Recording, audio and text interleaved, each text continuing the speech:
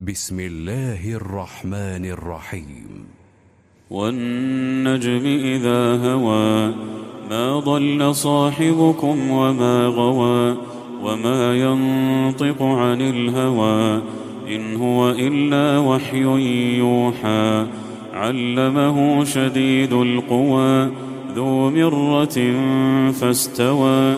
وهو بالأفق الأعلى ثم دنا فتدلى فكان قاب قوسين أو أدنى فأوحى إلى عبده ما أوحى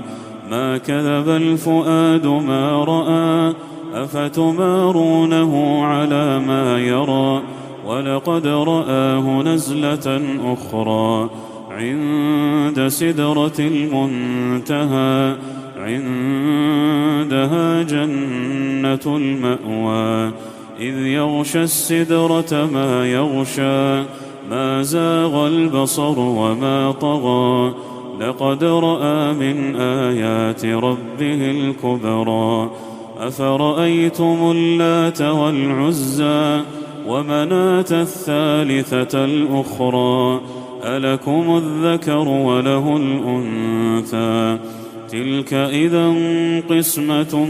ضيزى إن هي إلا أسماء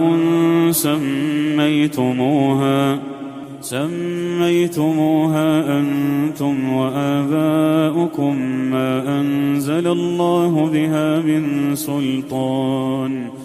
إن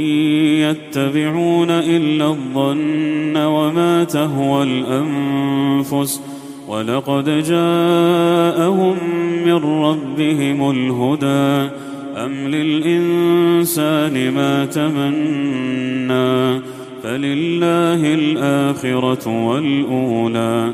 وكم من ملك في السماوات لا تغني شفاعتهم شيئا إلا من بعد أن يأذن الله لمن يشاء ويرضى إن الذين لا يؤمنون بالآخرة ليسمون الملائكة تسمية الأنثى وما لهم به من علم إن يتبعون إلا الظن وإن الظن لا يغني من الحق شيئا فأعرض عمن تولى عن ذكرنا ولم يرد إلا الحياة الدنيا ذلك مبلغهم من العلم إن ربك هو أعلم بمن ضل عن سبيله وهو أعلم بمن اهتدى ولله ما في السماوات وما في الأرض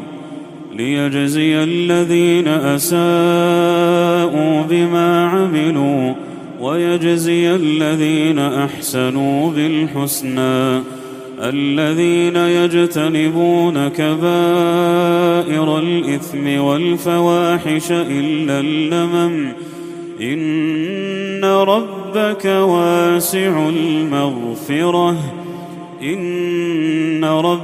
واسع المغفرة هو أعلم بكم إذ أنشأكم من الأرض وإذ أنتم أجنة في بطون أمهاتكم فلا تزكوا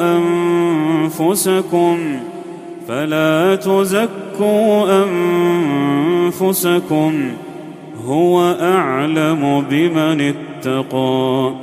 أفرأيت الذي تولى وأعطى قليلا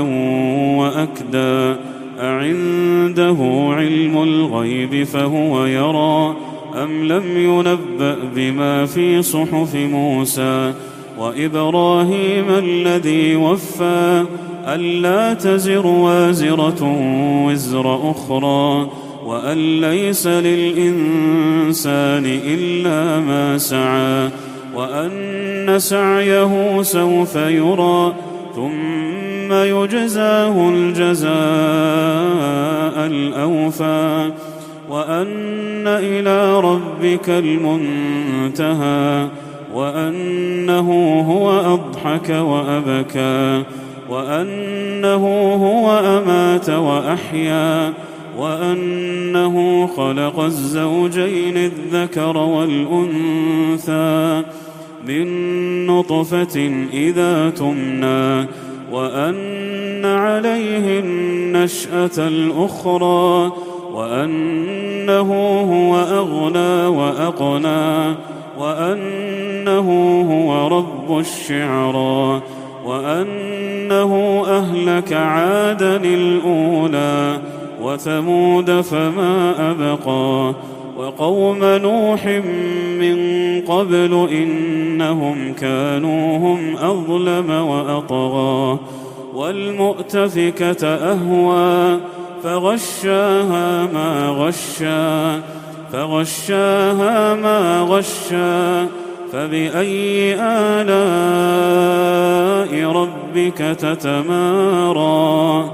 فبأي آلاء ربك تتمارى هذا نذير من النذر الأولى أزفت الآزفة ليس لها من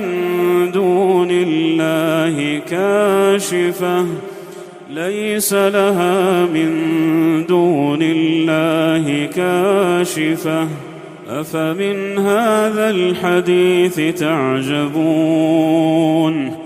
وتضحكون ولا تبكون وأنتم سامدون فاسجدوا لله واعبدوا.